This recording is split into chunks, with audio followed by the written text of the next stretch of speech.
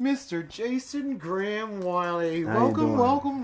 Thank you. So I'm here in your beautiful neighborhood. Tell me what is so special about Mount Washington, or Duquesne Heights, really. Well, Duquesne Heights is an area where it's not closed in. It's more spread out, where you can then just take a walk and hear the birds chirping in the morning. You look across. It's not something a far distance you have to walk. It's like a 15-minute walk from my house to this view right here. Yeah, and then when you come see the view, you just stand there and you're like mesmerized because you never seen something like that before. Right. It's so like energetic. It makes you want to walk further to be more. You're more curious as to what else is up here. So you walk further, and what do you see? You see a bigger view. And then you see everybody walking across the street, you see cars going up and down, you see people walking their dogs, riding their bikes.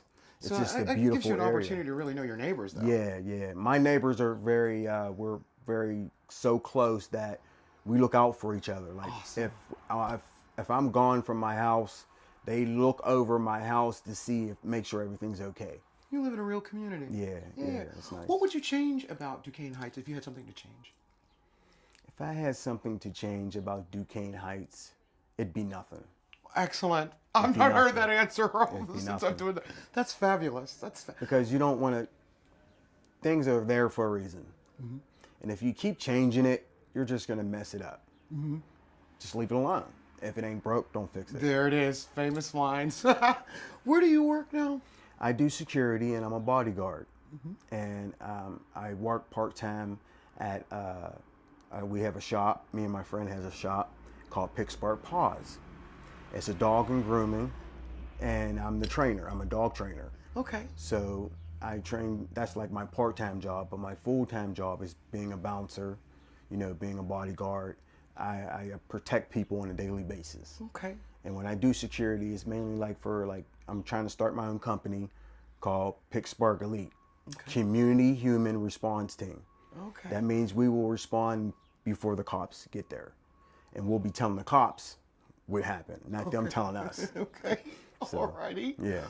In 25 years, what do you see Duquesne Heights, what does it look like? What's going on? What do you see in 25 years? I see in 25 years it's going to get better. It's going to grow because there's going to be changes. There's going to be like that little zip tie thing where you can like kind of something like a ride, like a Kennywood. You can go from right here to the top of the mountain and go all the way downtown. Zip line. It's a zip line. They're going to put a zip line to the top of this mountain, right up here. Okay. So where you can end up by Heinz Field. Oh my goodness, that's going to be fabulous. End up, and then all you got to do is walk across that bridge, and you'll be downtown.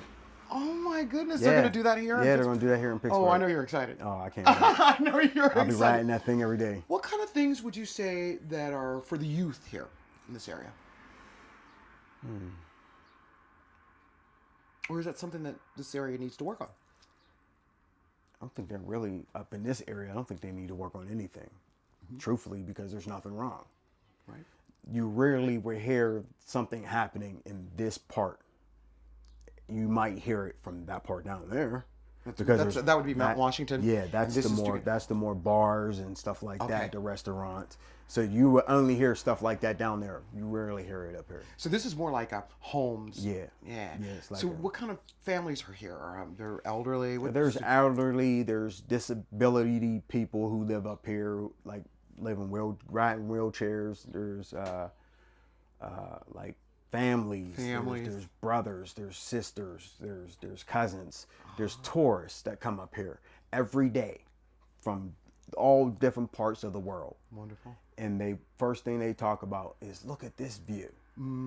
That's all everybody talks about because we had the best view in the city. You just can't beat it. You can't come to Pittsburgh and not come up here. Because then you're messing up. Yeah, you've missed something really big. Yeah, you're missing out. Well, I was just going to say, whenever my parents would come, we would come to the Duquesne Incline because I just love being in that building. I never rode this Duquesne Incline. I always ride the one down there. But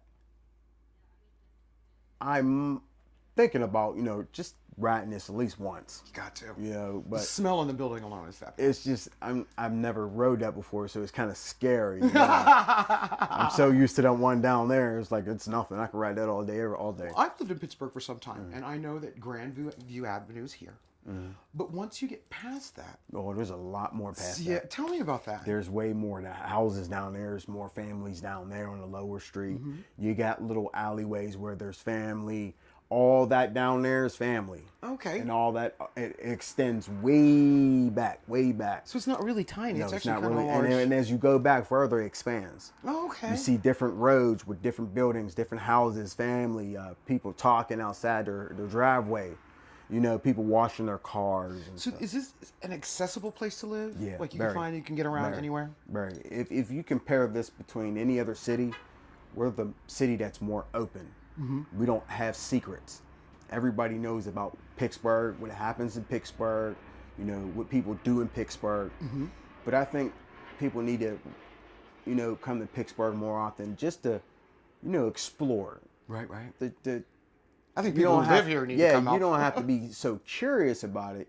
Just walk around. You'll see. See things. You'll just see it everywhere. It's everywhere you go. If there were a neighborhood here in Pittsburgh that you would imitate, what neighborhood would that be and why? That'd be the Hill District, where I'm from, where I'm born and raised. You would want to imitate, you would want Duquesne Heights to emulate? No, I would want to show people the difference between here and Duquesne Heights and the difference between how the Hill was in two different settings. Now, when I lived in the Hill, it was dangerous. Right, right. You couldn't even walk down the street with your groceries. Okay. One time I seen a guy get shot carrying groceries. And now it's safe. They drove everybody out, all the drug dealers and all that. So it's kind of like up here now. Okay. You can walk, you can talk, you can have friends, brothers, sisters. I walk up there all the time. There's no shooting.